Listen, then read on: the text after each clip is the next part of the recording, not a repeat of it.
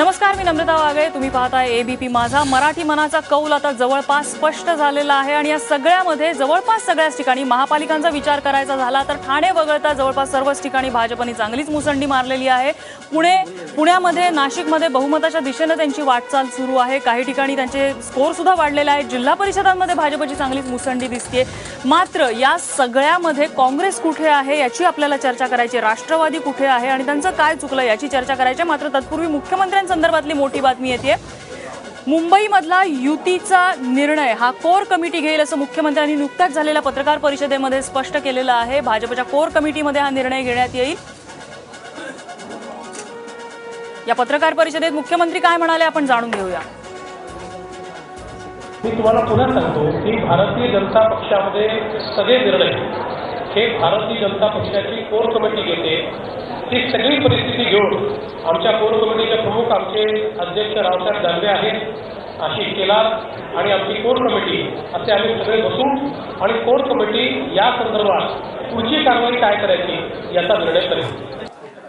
एक सगळीकडे भाजप यशस्वी होत असताना एकीकडे पंकजा मुंडेंना मात्र स्वगृही पराभवाचा धक्का त्यांना बसलेला आहे आणि त्यानंतर त्यांनी राजीनामा मुख्यमंत्र्यांकडे सुपूर्द करणार असल्याचं सांगितलंय. त्याविषयी मुख्यमंत्र्यांची काय प्रतिक्रिया आलेली आहे तीही आपण जाणून घेऊया. एखाद्या निवडणुकीत परफॉर्मन्स चांगला असतो, कधी नसतो, त्यामुळे त्याच्या आधारावर काही फार मूल्यमापन करण्याचं कारण नाही आहे. आणि मला राजीनामा प्राप्त झाला नाही, पण तो प्राप्त झाला तरी देखील आता तरी मला तो स्वीकारण्याचं काही कारण दिसत नाही. आणि अशी परिस्थिती आहे. एकतर मुंबईचा विचार करायचा झाला तर मुंबईमध्ये शिवसेना आणि भाजपमध्ये सत्तेसाठी चुरस आहे. सत्तेचे काय काय पर्याय उपलब्ध आहेत आपण त्याच्यावरती गणितावरती एक नजर टाकूया. शिवसेना 84, भाजप 81 जागा, एकूण 165 मॅजिक फिगर या ठिकाणी गाठली जाऊ शकते. सर्वात स्थिर पर्याय असं सर्वच विश्लेषकांचं म्हणणं आहे. त्याबरोबर शिवसेना 84, काँग्रेस 31, 115 ची मॅजिक फिगर याही ठिकाणी गाठणं शक्य आहे. मात्र शिवसेना काँग्रेस सोबत जाते का हा एक मोठा प्रश्न आहे. शिवसेना, मनसे आणि इतर पक्ष मिळून 105 जागा होतात. मॅजिक फिगर गाठता येत नाहीये. मात्र अल्पमतातलं सरकार प्रश्नचिन्ह अजूनही कायम. भाजप 81 जागा, काँग्रेस 31, 112 या ठिकाणी त्यांची एकूण होते. मात्र हे सरकार सुद्धा स्थापन होईल का, हा फॉर्म्युला सुद्धा काम करेल का, हा सुद्धा प्रश्नच आहे. भाजप, काँग्रेस आणि इतर पक्ष मिळून 126 ची टोटल आहे. मात्र याही विषयी प्रश्नचिन्ह आहे.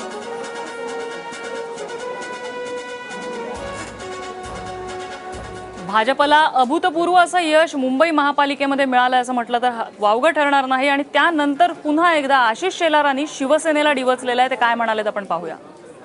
काँग्रेस आणि शिवसेनेने मिळून मॅच फिक्सिंग करून सामना केला तरी मी याचं श्रेय भारतीय जनता पक्षाच्या तमाम कार्यकर्त्यांना देईन की त्यांनी या काँग्रेस आणि शिवसेनेने मिळून एकत्र लढलेल्या निवडणुकीला सुद्धा भाजपला अभूतपूर्व यश मिळवून दिलेलं आहे. मात्र या सगळ्या चर्चेमध्ये काँग्रेस कुठे आहे, राष्ट्रवादी कुठे आहे. मुंबईपुरता विचार करायचा झाला तर राष्ट्रवादीला अगदीच नगण्य जागा मिळालेल्या आहेत. काँग्रेसला 31 जागांवरती समाधान मानावं लागलेलं आहे. मुंबईसारखीच काहीशी परिस्थिती इतर या महापालिकांमध्ये सुद्धा आहे. जिल्हा परिषदांमध्ये सुद्धा फार काही समाधानकारक नाहीये. मात्र एक मोठी बातमी आणखीन येते ते म्हणजे 220 या वॉर्डमध्ये जी चुरस होती, अतुल शहा आणि बागलकर यांच्यामध्ये दुसऱ्यांदा टाय झालेली होती. मात्र आता ईश्वर चिट्टींनी या विजयाचा निर्णय घेतलेला आहे. 220 वॉर्डमध्ये शिवसेना भाजपमध्ये ही जी चुरस झालेली होती आणि अतुल शहा आणि बागलकर एकमेकांच्या समोर उभे टाकलेले होते. दोनदा ही टाय झालेली होती आणि ईश्वर चिट्टीनं आता विजयाचा निर्णय घेतला जाणार असल्याचं समजतंय. त्यामुळे पुन्हा एकदा ही चुरस वाढलेली आहे. कोण जिंकतं हे पाहावं लागणार आहे. दुसऱ्यांदा ही बरोबरी झालेली आहे.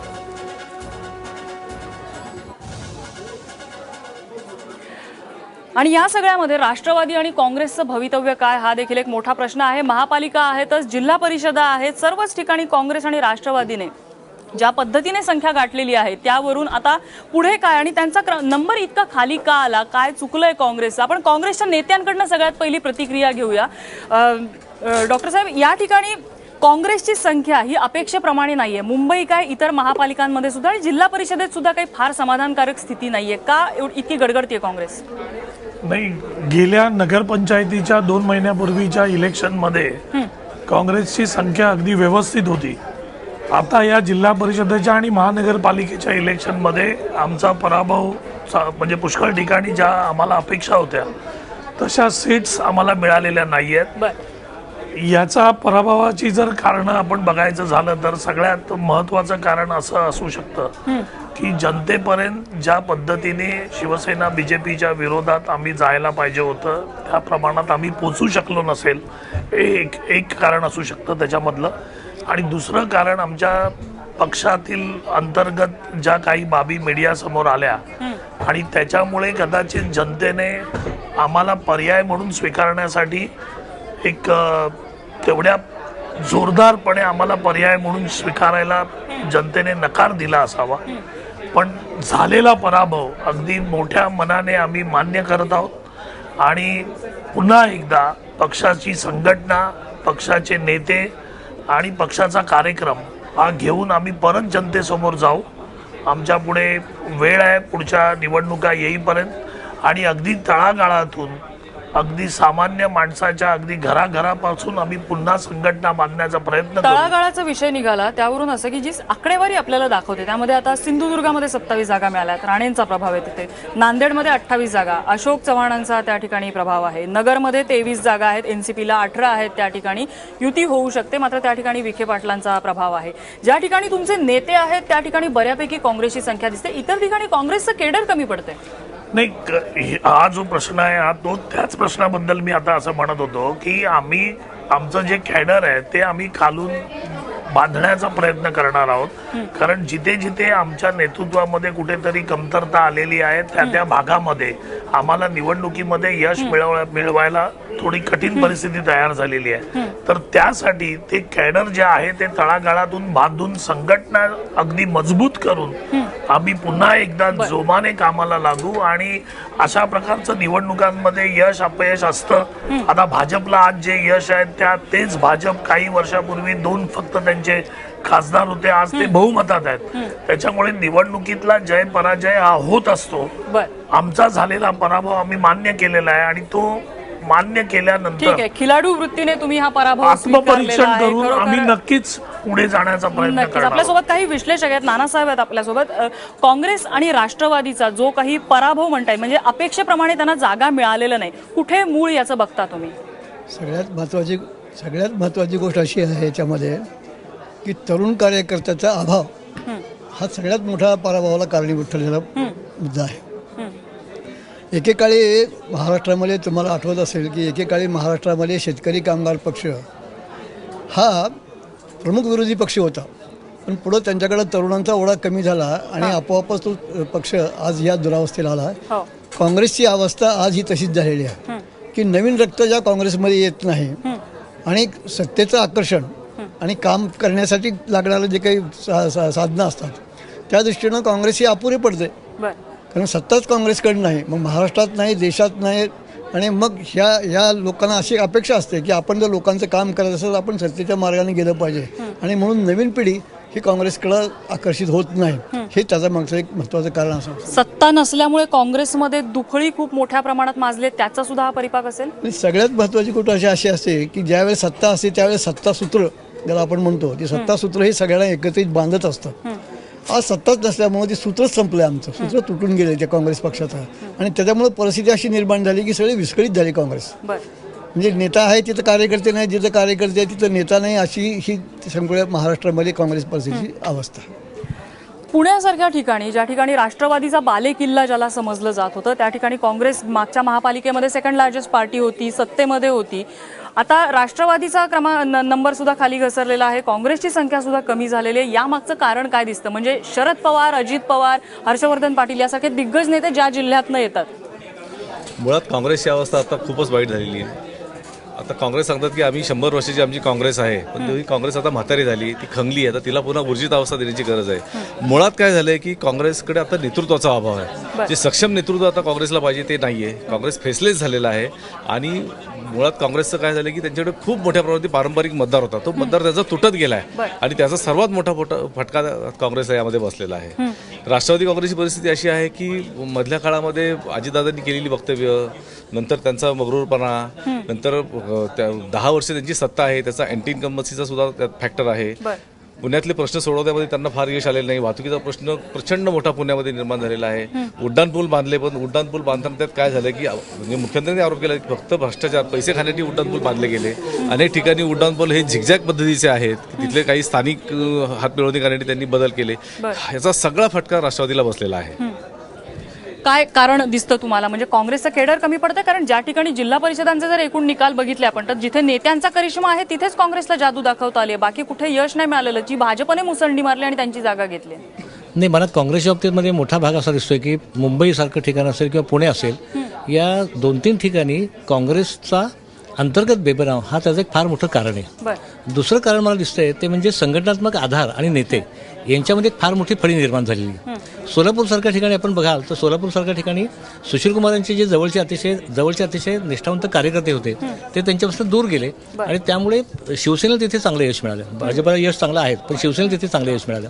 हा एक मला मोठा फॅक्टर काँग्रेसबद्दल दिसतो की काँग्रेसमधला हा अंतर्गत बेबनाव संपलेला नाही आहे. आणि जसं हा धनंजय आत्ता म्हटला की त्यांचं संघटनात्मक बळ सगळं तुटलेलं आहे, तरुण वर्ग देखील लांबलेला आहे. दुसरी गोष्ट राष्ट्रवादी काँग्रेसच्या बाबतीमध्ये अशी आहे, राष्ट्रवादी काँग्रेसला कसं झालं की प्रत्येक ठिकाणी त्यांचे असे सुभेदार आहेत, प्रत्येक ठिकाणी सुभेदार नेते आहेत. कुठे असा एकमुखी नेता राज्यभर नाही आहे. जी परिस्थिती भाजप किंवा शिवसेनेची आहे की त्यांचा एकमुखी नेता आहे, तशी परिस्थिती राष्ट्रवादीमध्ये नाही आहे. आणि त्यामुळे अजित पवार असतील, फक्त अजित पवार तुम्हाला पुणे जिल्ह्यामध्ये दिसणार. सोलापूरचा काही भाग ते बघत होते, सोलापूरमध्ये गेले, पण सोलापूरमध्ये देखील शहरामध्ये फारसं यश मिळालं नाही आहे. मुंबईमध्ये पुन्हा त्यांच्या अंतर्गत बेबनावाने अगदी उच्चांक गाठला होता राष्ट्रवादी काँग्रेसमधल्या. तर हे सगळे मतभेद, इगोइझम, अहंकार आणि लोकांचे प्रश्न सोडवण्याऐवजी तुम्ही तुमच्या भांडणामध्ये रमायचं आणि त्यातून तुमची तिकीट वाटप व्यवस्था तुम्ही निर्माण करायची, असं काहीतरी ह्या दोन्ही पक्षांच्यामध्ये मोठ्या प्रमाणात झालं. आणि मगाशी आपण निरुपमांची जी मुलाखत बघितली त्याच्यात त्यांनी अतिशय तीव्रतेने ह्या गोष्टींचा उल्लेख केलेला होता. त्यामुळे एक मोठा पक्ष देशातला 132 वर्षांचा आणि दुसरा शरद पवारांचं नेतृत्व सांगणार, आणि ज्या शरद पवारांच्या नेतृत्वाच्या संसदीय कारकिर्दीची 50 वर्ष आता पूर्ण होत आहेत. या सगळ्या दोन्ही पार्श्वभूमीवरती या दोन्ही पक्षांना आलेलं हे जी त्यांची जी वाताहत झालेली ही वाताहत कुठल्याही लोकशाही प्रेमी नागरिकाच्या मनात चिंता निर्माण करणारी आहे. बेसिक काही बदल करण्याची आवश्यकता या संघटनात्मक कामामध्ये आहे.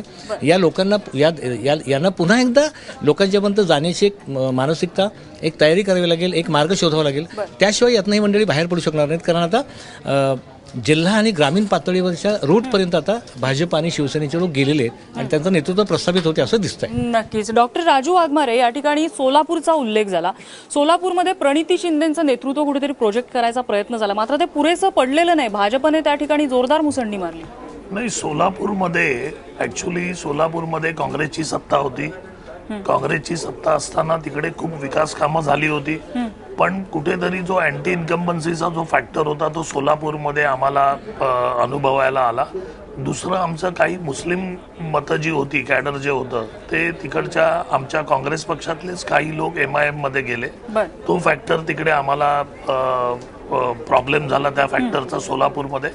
आणि तिसरा फॅक्टर जो होता की तिकडचे जे बीजेपीचे 2 मिनिस्टर्स त्या विभागातले होते, त्यांनी पुष्कळची कामं नंतर जी महानगरपालिकेच्या ज्या काही म्हणजे थोडक्यात घरचे योजना बेदी होत्या, नडले तुम्हाला. घरचे बेदी, आणि काही जे मिनिस्टर्स होते त्यांनी ज्यावेळी आमच्या ज्या काही महापालिकेच्या योजना होत्या किंवा स्मार्ट सिटी या सगळ्या गोष्टी होत्या, याच्यातून प्रत्येक प्रकल्पाला कुठेतरी खो देण्याचा प्रयत्न झाला आणि या सगळ्याचा परिणाम, अँटी इन्कम्बन्सीचा परिणाम आमच्यावर झाला. प्रणिती शिंदेचं नेतृत्व ऑलरेडी सोलापूरमध्ये आहे एस्टॅब्लिश, ते पुढे करण्याचा प्रयत्नच नव्हता कारण त्या ऑलरेडी तिकडच्या आमदार होत्या. माननीय सुशीलकुमार शिंदेजी सोलापूरमध्ये त्यांनी जी केलेली कामं आहेत त्या कामाच्या जीवावर आम्ही आजपर्यंत होतो आणि त्या कामाच्या जोरावर मागच्या 5 वर्षामध्ये जी कामं आम्ही नाही, पण ही फॅक्ट नक्की आहे की सुशीलकुमार शिंदेचा करिश्मा या ठिकाणी चालला नाही आणि ज्या प्रणिती शिंदेचा चालणं अपेक्षित होतं तो सुद्धा या ठिकाणी चाललेला कुठेतरी आम्ही काँग्रेसला कुठेतरी त्या बाबतीत आम्ही कमी पडलो. आणि मी सांगितलं की सोलापूरचे अँटी इन्कम्बन्सीचा जो फॅक्टर होता तो आम्हाला कुठेतरी तिकडे अनुभवायला मिळाला. एक त्यातलं म्हणजे सोलापूरचा विषय निघाल्यामुळे मी सोलापूरचा आहे, त्यामुळे सोलापूरचं राजकारण मला जवळून माहिती आहे. आणि हे जे मगाशी सांगत होते वाघमारे किती वेळा सोलापूरला गेले मला माहिती नाही. सोलापूरच्या महानगरपालिकेचा मी म्हणजे माझ्याकडेच त्याचा दौरे होते, त्याच्यामुळे सगळे महानगरपालिकेचे दौरे मी केले, त्याच्यामुळे मला सगळं माहिती आहे. सोलापूर महानगरपालिका साध्या गोष्टींसाठी सोलापुरामध्ये म्हणजे बेसिक ज्या गोष्टी आहेत त्या सोलापुरात महापालिकेकडनं झाल्या नव्हत्या. रस्ते तर विषय, रस्ते बाकीचे विषय आहेतच, पण पाण्याची समस्या अतिशय गंभीर होती आणि शिवराज शिंदे मोठे नेते होते, पण असं नव्हतं की शिंदे मुख्यमंत्री असताना त्यांची पत्नी इथे पराभूत झाली होती. हा जो इतिहास आहे, त्यामुळे केवळ शिंदे एक मुख्य नेतृत्व होतं वगैरे हे ठीक आहे म्हणायला, पण विकासाचे अनेक प्रश्न सोलापूर प्रलंबित होते. सोलापूरचा बेरोजगार प्रश्न अतिशय गंभीर होता आणि गेल्या 2 वर्षामध्ये यामध्ये काही प्रमाणात बदल व्हायला सुरुवात झाली.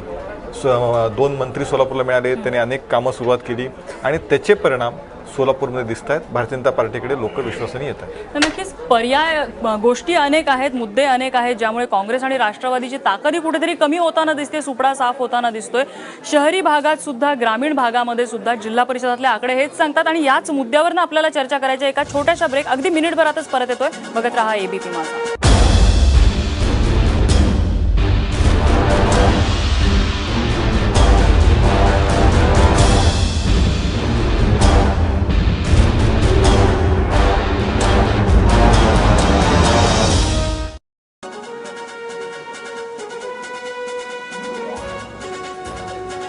ब्रेक नंतर आपल्या सगळ्यांचं पुन्हा एकदा स्वागत. या चर्चेमध्ये आपली चर्चा सुरू आहे. काँग्रेस आणि राष्ट्रवादी यांचे आकडे इतके या निवडणुकांमध्ये कमी का दिसले? मात्र तत्पूर्वी एक मोठी बातमी येते. भाजपने आता मुंबईच्या महापौर पदासाठी आग्रह धरल्याचं समजतंय आणि ज्या गोष्टीची आपल्याला शंका होतीच तीच ही गोष्ट. भाजपचं नेतृत्व आता त्यासाठी आक्रमक झाल्याचं कळत आहे. प्रशांत कदम आमचे दिल्लीचे प्रतिनिधी आपल्याला अधिक माहिती देतात. प्रशांत, दिल्लीमध्ये सुद्धा मुंबईच्या महापौर पदावरनं हालचाली होत आहेत.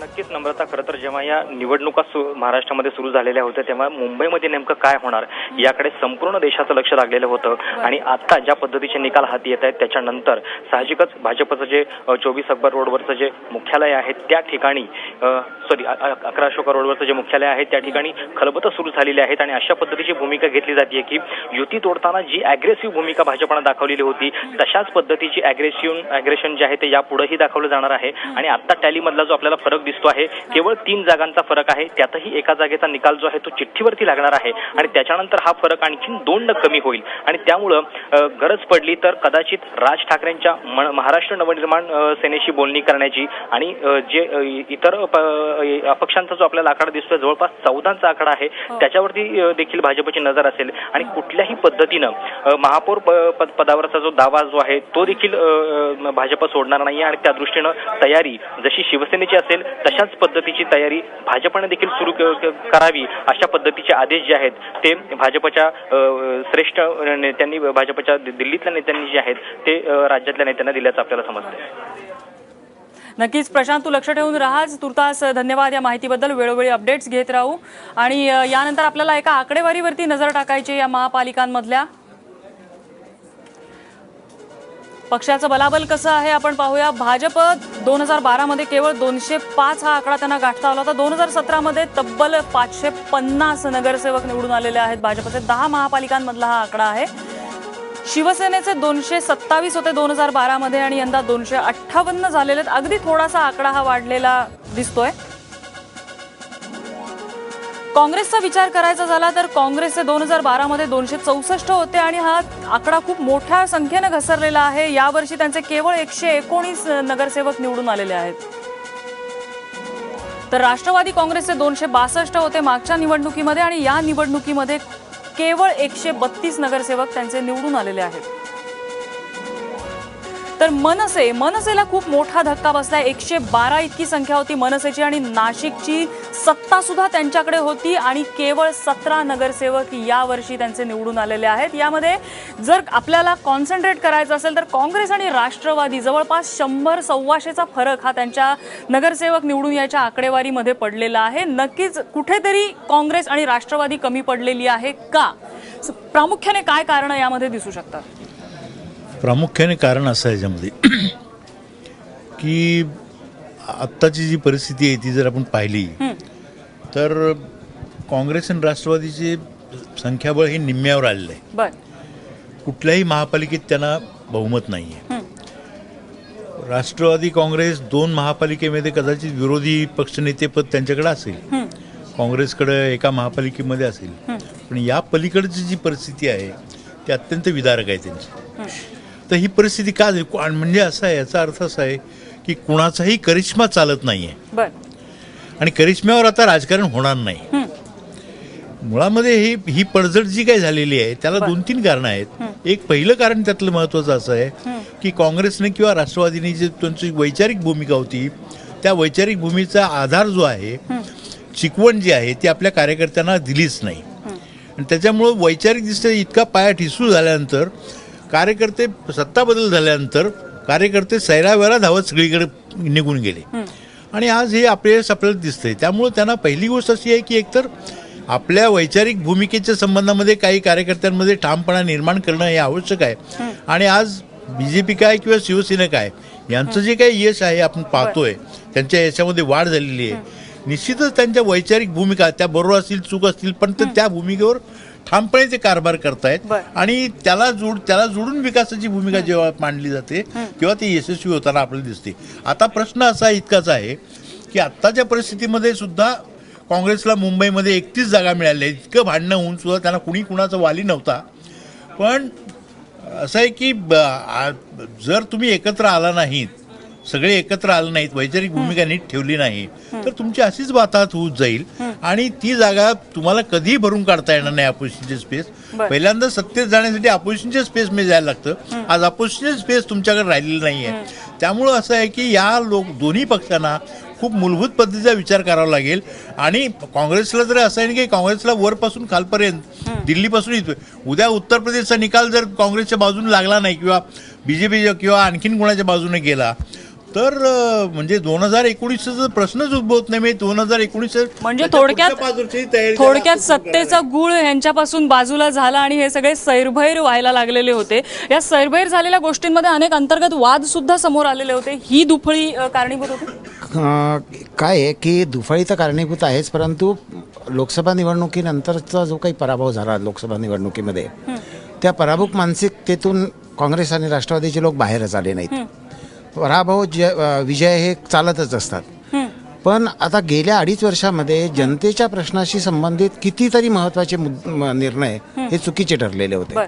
परंतु त्याच्या संदर्भामध्ये कार्यकर्त्यांना एकत्रित घेऊन नेते कुठे रस्त्यावर आल्याचं दिसतच नाहीये. प्रतापच्या म्हणण्याशी मी पूर्ण सहमत आहे की वैचारिक भूमिका तर काँग्रेसच्या कार्यकर्त्यांना आता माहीतच नाहीये. आणि जी काही घराणेशाहीची जी परंपरा आहे, गांधी घराण्याच्या नावावर आपण निवडून येतो आणि मग प्रत्येक ठिकाणी यांचं एक बेट तयार झालंय. त्या बेटाच्या बाहेर यायला हे तयार नाही आहेत. त्याच्यामुळे प्रॉब्लेम काय होतोय की एखाद्या नगर जिल्ह्यामध्ये कुणीतरी जगतो, एखाद्या नांदेड जिल्ह्यामध्ये कुणीतरी जगतो आणि जिथे एकाच बेटावर खूप झाडं उगवलेली आहेत ते नागपूर एकदम वाऱ्यावर पडल्यासारखं दिसतं किंवा उजाड झाल्यासारखं दिसतं. हे अगदी असं मूलभूत अशा पद्धतीने विचार करून काँग्रेसची एकेकाळी वैचारिक फळी होती, त्यांची शिबिरं होत, त्यांची मंथनं होत, सेवादलाचं काम होतं, हे सगळं गेल्या अलीकडच्या काही 25-30 वर्षामध्ये संपलंय. आणि ही पराभूत मानसिकता जी आहे, हा जो मुद्दा मांडलात ना की अशी बेटं तयार झालेली आहेत काँग्रेसमध्ये, ही अशा प्रकारची ही जी बेटं तयार झालेली आहेत, या बेटांमुळे जी अंतर्गत दुफळी विशेषतः मुंबई आणि नागपूरमध्ये समोर आलेली होती आणि अगदी चव्हाट्यावर येऊन भांडलेले होते काँग्रेसचे नेते. नाही, आता जसं प्रवीणनी सांगितलं तेच त्या मुद्द्याशी मी सहमत आहे. कोणत्याही पक्षाला एक खांबी असं नेतृत्व आपल्याकडे गरजेचं असतं. काँग्रेसला जोपर्यंत असं नेतृत्व होतं केंद्रामध्ये, सोनिया गांधी जेव्हा खंबीरपणे काम करत होत्या तोपर्यंत सगळं व्यवस्थित चाललेलं होतं. परंतु जेव्हा ते नेतृत्व हललं त्यानंतर सगळ्या पक्षाची चिरफाड झाली इकडे सगळीकडे. आणि त्याचा परिणाम आता असा झालेला आहे की या पक्षाला एक खांबी नेता राहिलेला नाही महाराष्ट्रामध्ये. प्रत्येकजण आपल्या आपल्या एरियातले वेगवेगळे नेते आहेत.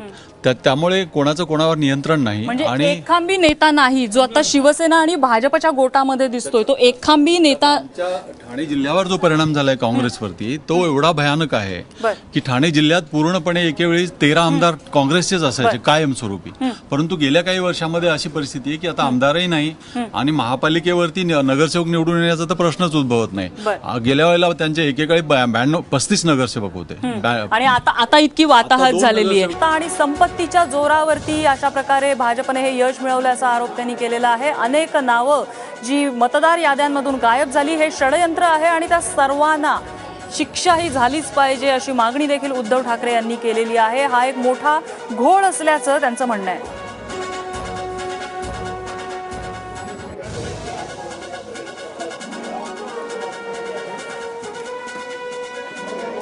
सत्ता आणि संपत्तीच्या जोरावरती भाजपने हे यश मिळवलंय असं म्हणणं आहे. भाजपचे नेते केशव उपाध्ये आपल्या सोबत आहेत. केशवजी, शिवसेनेचा थेट आरोप आहे हा, काय सांगाल?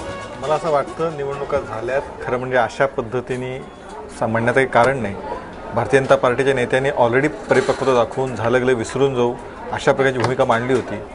पण त्यांना विधानसभेचंही अपयश पचलं नाही, हेही त्यांना अपयश नसेल पचत, त्याला काय करणार? शेवटी जो निर्णय आला लोकशाहीतनं तो स्वीकारला पाहिजे, ही वस्तुस्थिती. ठीक आहे, पुन्हा एकदा आपण पाहूया उद्धव ठाकरे या पत्रकार परिषदेत नेमकं काय म्हणाले. जसे तुम्ही अपेक्षा केलेली होती की एखादी देईल, पण याच्याकडे तुम्ही यश म्हणून बघता की अपयश कसं बघता? नाही, अपयश तर नक्कीच नाहीये. शिवसेना हा नंबर 1चा पक्ष आहेच मुंबईमध्ये. साहजिकच आहे की काही जागा आमच्या फार थोड्या मताने गेलेल्या आहेत. म्हणजे 7 मताने गेली, 14 मताने गेली, आता तर एका ठिकाणी चिठ्ठीवरती आलेलं आहे. याचा अर्थ असा आहे की विधानसभेनंतर बराचसा फरक हा वातावरणात पडायला लागलेला आहे आणि नक्कीच शिवसेना ही पुढे सरकलेली आहे. एका हाती होती ही लढत. संपूर्ण सत्ता एका बाजूला, साधन संपत्ती एका बाजूला आणि फक्त शिवसैनिकांची मेहनत आणि मुंबईकरांचे आशीर्वाद, त्या बळावरती, त्या जोरावरती आम्ही इथपर्यंत आलेलो आहोत. प्रश्न असा आहे की काही राज्य सरकारवर काय परिणाम? मला माहित नाही काय होईल.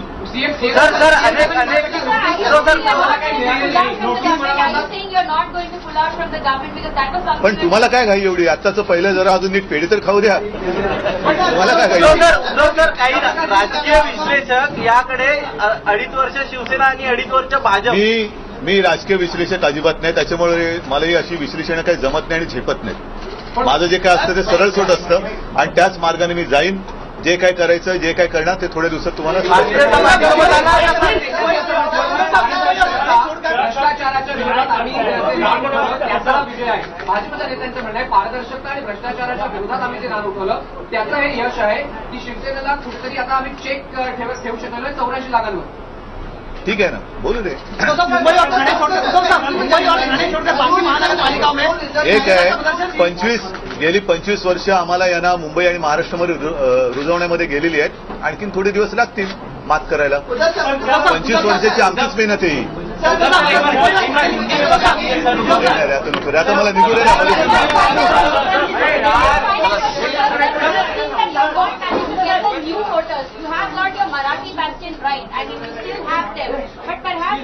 नाही, खास करून मराठी माता भगिनी आणि बांधवांचे तर मी लाख नाही, माझ्याकडे शब्द अपुरे आहेत त्यांना धन्यवाद देण्यासाठी. पण इतर भाषिक सुद्धा मतदार काही प्रमाणात शिवसेनेकडे वळलेत. विशेष म्हणजे यावेळेला शिवसेनेच्या कारकिर्दीत प्रथमच आमच्या बाजूचा बेहरामपाडा वॉर्ड सुद्धा आम्ही जिंकलेला आहे.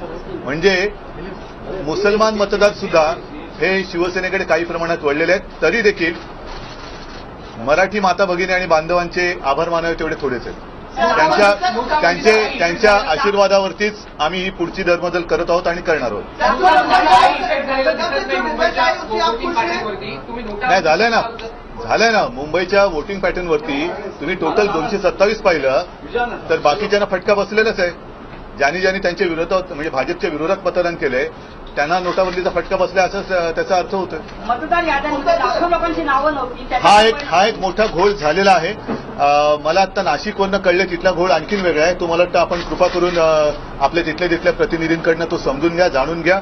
पण मतदार याद्यांमधनं मतदारांची नावं गायब होणं हा एक घोळ आहे, मोठा घोळ आहे. आणि ह्याच्याबद्दल जो कोण त्याला जबाबदार असेल, मग अगदी निवडणूक आयोग असेल तरी सुद्धा त्यांना शिक्षा ही झालीच पाहिजे. कारण तुम्ही कोणाचाही मतदानाचा अधिकार हा हिरावून घेऊ शकत नाही.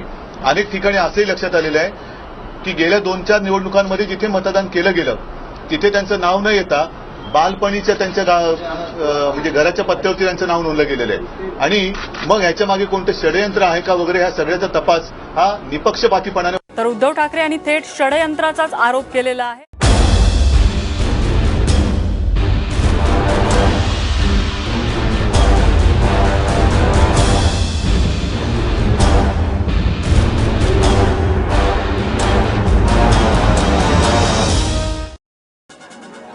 ब्रेकनंतर आपल्या सगळ्यांचं पुन्हा एकदा स्वागत. वॉर्ड क्रमांक 220 ज्या चुरशीविषयी सगळ्यांनाच उत्सुकता होती, त्या उत्सुकतेचा निकाल अखेर ईश्वर चिट्टी भाजपच्या बाजूने तिनं कौल दिलेला आहे. भाजपचे अतुल लोंढे या ठिकाणी विजयी झाल्याचं समजतंय. योगेश माने आमचे प्रतिनिधी आपल्याला अधिक माहिती देतात. योगेश, नक्कीच ईश्वर माफ करा, अतुल जैन या ठिकाणी विजयी झालेले आहेत. नक्कीच या ठिकाणी ईश्वर चिट्टीने अतुल शहांचा विजय झालेला आहे. यावेळी सुद्धा ईश्वर चिट्टीमध्ये ईश्वर आणि भाजपची साथ दिलेली दिसते. साधारण गेली 5 तास हा सगळा घोळ सुरू होता. दोन्ही उमेदवारांना 5946 असं मतं पडली होती. 2 वेळा रिकाउंटिंग झाली. त्यानंतर हा निकाल कसा लावायचा असे काही पर्याय शोधले जात होते. त्यानंतर आयुक्त जे आहेत ते त्या ठिकाणी आले. अनेक मंत्री पोचले होते दोन्ही पक्षाचे आणि त्यानंतर एका लहान मुलाकडून ती ईश्वर चिट्टी काढली गेली आणि त्यात अतुल शहांना विजयी घोषित करण्यात आलेलं आहे. धन्यवाद योगेश. त्यामुळे अतुल शहा विजयी झालेले आहेत वॉर्ड क्रमांक 220 मधून आणि त्यामुळे आता 82 जागांवरती पोहोचलेली आहे भाजप. या ठिकाणी एक छोटासा ब्रेक घेऊया. बघत रहा कौल मराठी मनाचा.